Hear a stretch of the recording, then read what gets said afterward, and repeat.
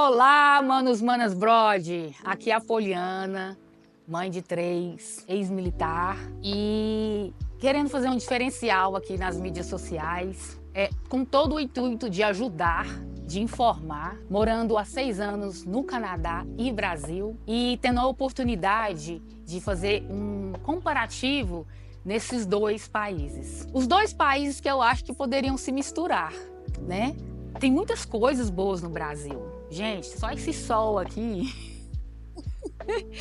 Isso aqui, o sol, é riqueza. O Canadá não tem muito essa riqueza do sol. Então, o sol nos proporciona muitas coisas.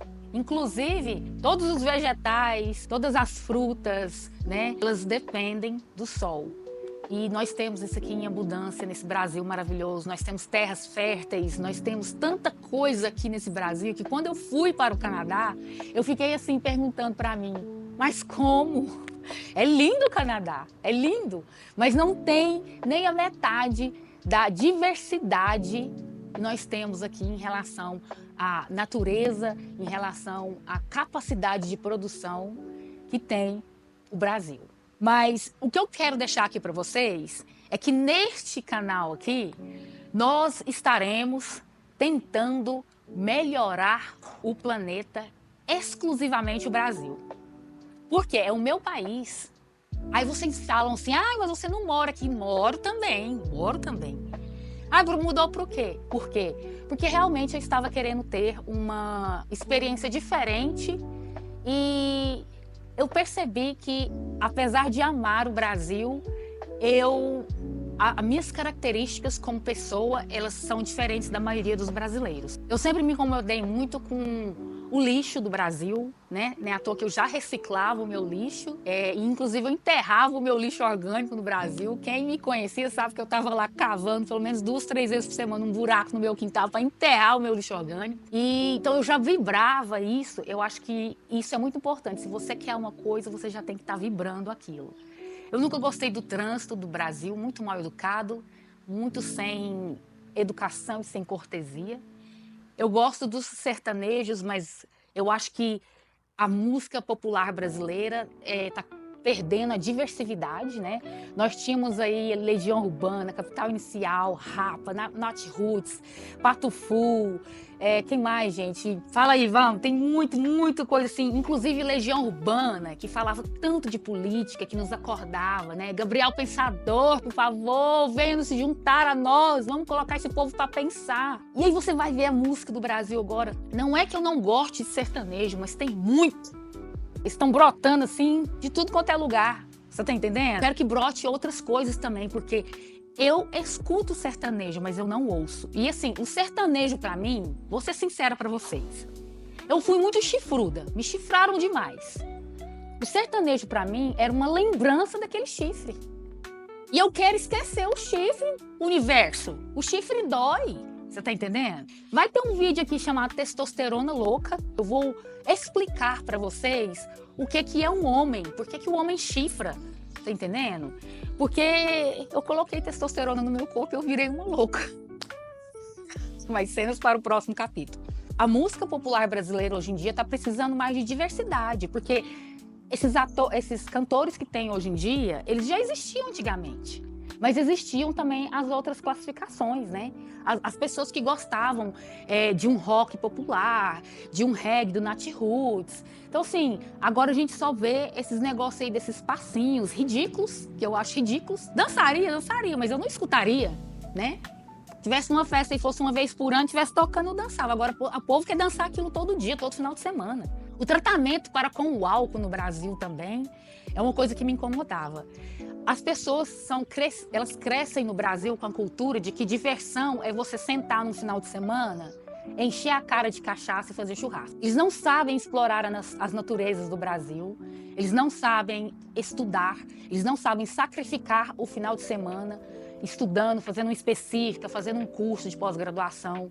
Eu estou falando da maioria, porque eu sei que a minoria, tem uma minoria que faz. Então, assim, a pessoa, ela aprende, ela é condicionada com o tempo a Chegar o final de semana, eu vou comprar minha caixinha de cerveja, eu vou encher o fiofore de cachaça e eu vou encher o fiofore de carne. E é isso que é bom na vida, é só isso que eu quero. E o álcool já vem mais que provado aí de que, além de ser uma droga, que é uma droga muito mais violenta que a maconha, quem nasceu na década de 80, o maconheiro lá na década de 80 e 90, era tratado como bandido. E agora nós estamos vendo que o maconheiro, ele é mais civilizado do que o cachaceiro. O maconheiro agride menos o corpo, ou às vezes nem agride, do que o cachaceiro cervejeiro. Então você, ator, atriz, cantores que fazem propagandas do álcool, vocês estão fazendo propaganda de uma das piores drogas do mundo. Vocês lembram do cigarro? Como que eram as propagandas do cigarro? Da Hollywood, né?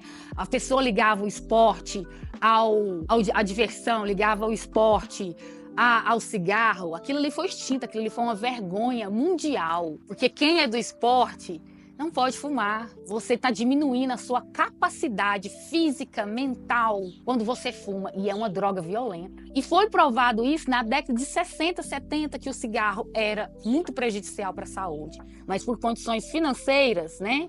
Todo mundo estava ganhando, foi começar essa campanha de não vamos fazer propaganda de cigarros, tal, na década de 80, 90. Então, durante 20 anos vieram muitas pessoas morrendo, mas por causa da ganância do dinheiro, eles começaram a frear o cigarro, não é à toa que hoje existe menos pessoas fumando cigarro. Então isso era questão do lixo, do trânsito, a violência. Eu preciso falar que o Brasil é um país violento. O Brasil não tem guerra, nós temos guerra sim, nós temos guerra.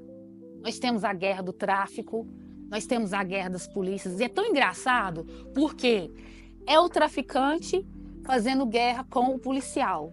Aí parece que o traficante odeia o policial e o policial odeia o traficante.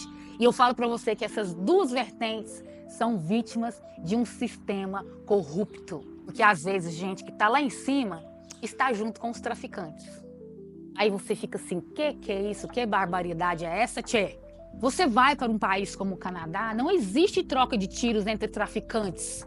Ah, é um país de primeiro mundo. O Brasil já era para ser de primeiro mundo há muito tempo, porque o Brasil está entre os 10 países que mais produzem riquezas neste planeta. E para onde está indo essa riqueza? O Brasil não está entre os 10 países mais ricos do mundo, e nem entre os 10 países de primeiro mundo. Mas sabe por quê? O álcool derrete o cérebro do ser humano. É uma droga. Vou te provar aqui, se o país fosse só de maconheiro, muita gente não teria morrido no trânsito, muita gente não teria morrido de espancado na rua, porque a pessoa às vezes quando bebe fica louco. Se você me perguntasse hoje qual país que eu queria viver, se fosse um país de maconheiro ou de cervejeiro cachaceiro, eu te daria a resposta. Eu queria morar num país de maconheiro. E eu posso te dar essa resposta com garantia, porque eu moro no Canadá também e lá é um país de maconheiro. Isso mesmo, de maconheiro. E você aí, preconceituoso cachaceiro, que vem falar da maconha, meu irmão, sua droga causa muito mais problemas para a sociedade do que um maconheiro. E aí? Lá já foi provado por A mais B que a maconha não é tão prejudicial para uma pessoa e para a sociedade como um álcool. Porque a maconha não está sendo classificada, não é classificada como veneno. Ela é uma droga, lógico que ela é uma droga. Mas para você que bebe cerveja, para você que é ribotreiro, para você que é vinheiro, para você que é cachaceiro, você não tem nenhum embasamento para falar do maconheiro. E se fossem tratar no Brasil os maconheiros, inclusive as pessoas que vendem a maconha, como traficantes, como criminoso, o cachaceiro ele deveria ter um tratamento muito mais rigoroso do que a maconha. Só que não dá para entender, sabe por quê? Aliás, dá. É por causa do dinheiro, meu irmão. É por causa do dinheiro que o álcool produz para as grandes empresas, né? Para as grandes marcas aí de cerveja, de cachaça, de vinho. Então, assim, vocês não têm. E o problema do ser humano, principalmente do brasileiro, é que ele senta na cadeira dele do preconceito, coisas que eles tinham concepções anos atrás, tipo na década de 80 e 90, e vem falar agora que o maconheiro não tem o direito de ter a lojinha dele, assim como você tem o direito de ter a sua lojinha do álcool. E não é só pra pessoa, porque se a pessoa bebesse e o álcool ficasse só com ela, rebentando só o corpo dela, tudo bem. Mas não é assim, não. A pessoa dirige. Quantas mães, pais, parentes, família estão chorando nesse exato momento no Brasil por falta de um filho, uma filha, um pai, um vô, um tio que morreu atropelado por um alcoólatra na rua? Quantas pessoas, meus irmãos, quantas pessoas? Brigas de bares. Quem é que já viu uma pessoa usar a cannabis, usar a maconha e ficar agressivo? Não estou falando daqueles que misturam o álcool e a maconha, porque esse daí é o híbrido e ele só caga tanto na entrada como na saída, como quando ele faz uso dessas duas substâncias, porque ele não é nem maconheiro, ele nem é cachaceiro, ele é a mistura dos dois. E a maconha, pelo menos, tem uma substância na maconha que ela é boa. Eu bebi muita cerveja aqui no Brasil para acompanhar a turma, para ser classificada como alguém em alguma turma. Eu me vendi e eu só colhi frutos podres na época que eu consumi o álcool, né? Tanto para minha saúde como para minha vida social. É onde eu vi as maiores brigas na minha vida. É onde eu vi parentes brigando.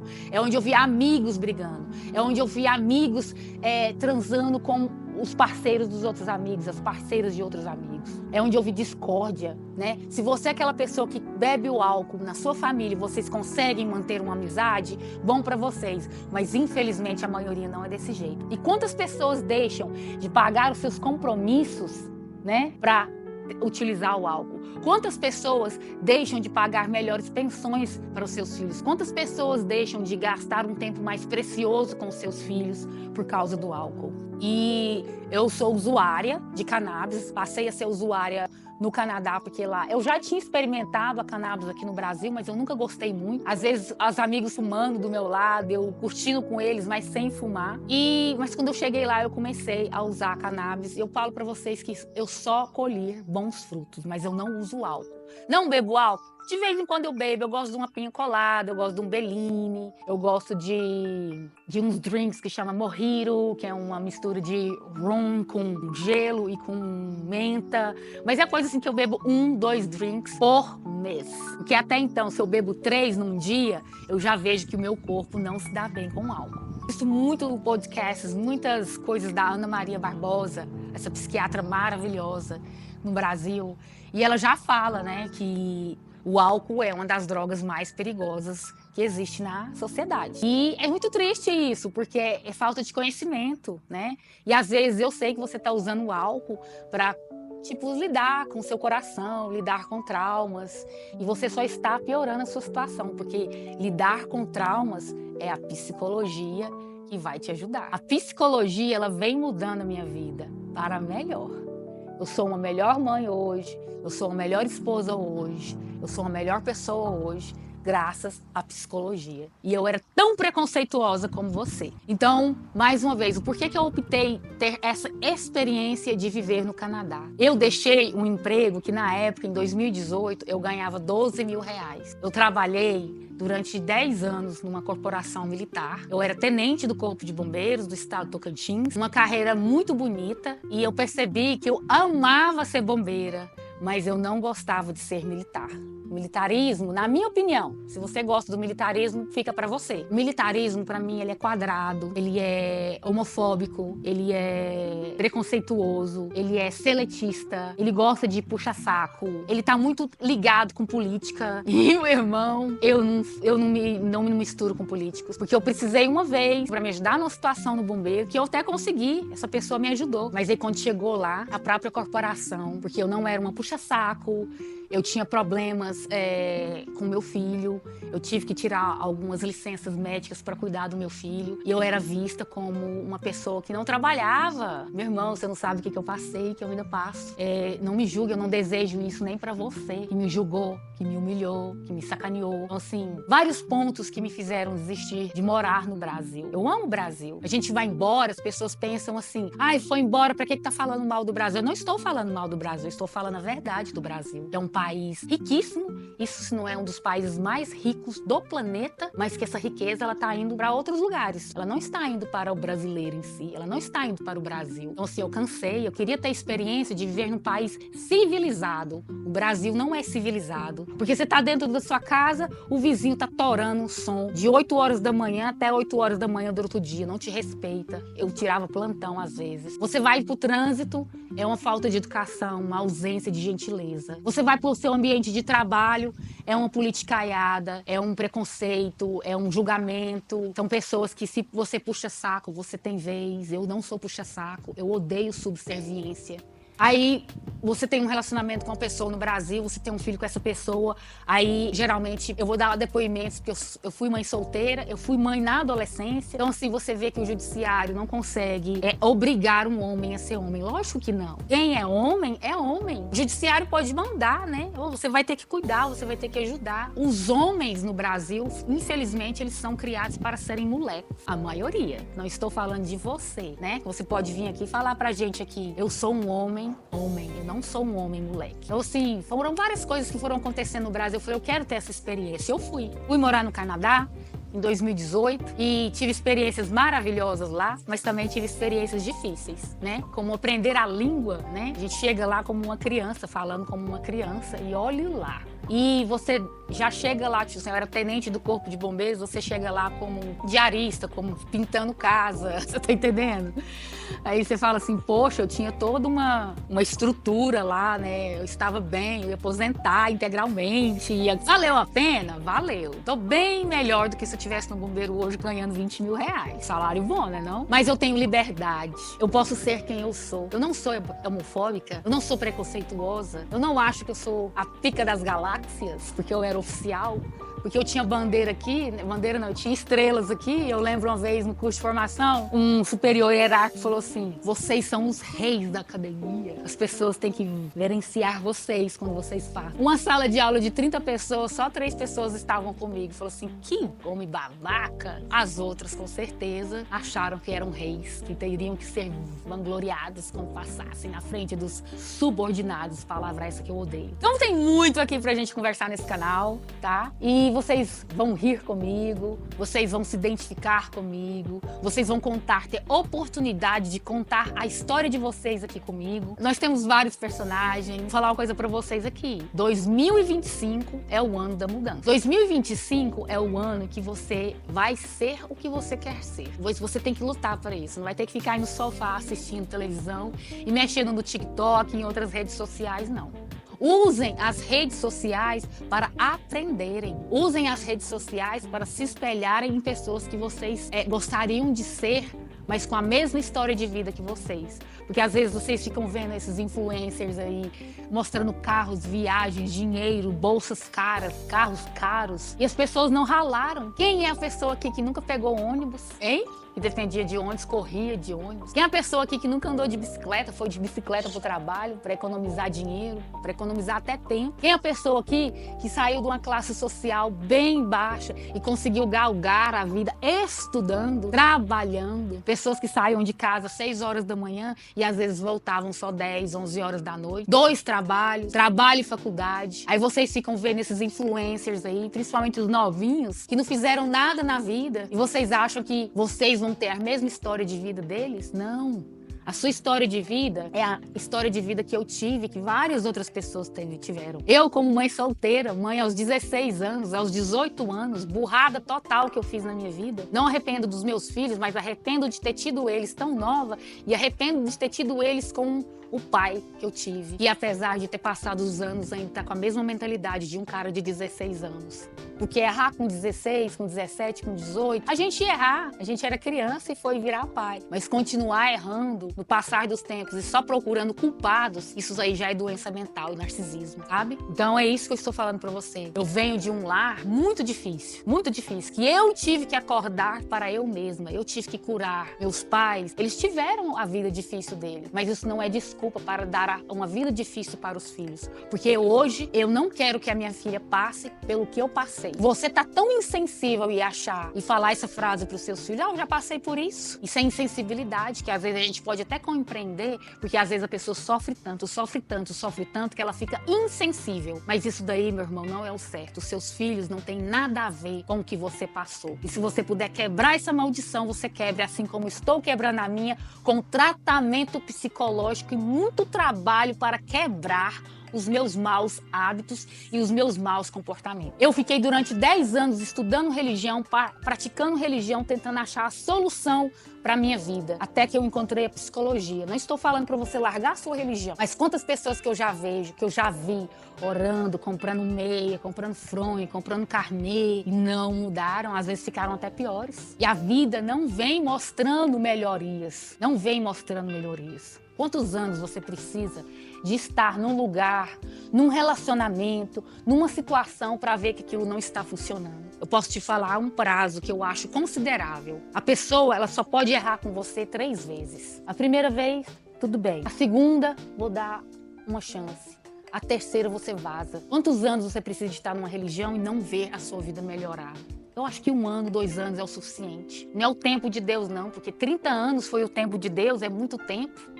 30 anos é praticamente a metade de uma vida. Às vezes você fala e você vai orar porque o seu filho é um usuário de droga, você acha que você vai tirar ele, mas você é aquela mãe que teve que trabalhar o dia inteiro para dar tudo para você, que é só uma moradia, uma casa, para sua criança, porque às vezes você nem teve isso, mas você deixou essa criança o dia inteiro em casa, sem disciplina, sem amor, e aí você vem falar que você deu tudo. Aí essa criança vai para a rua porque ela se sente sozinha dentro de casa.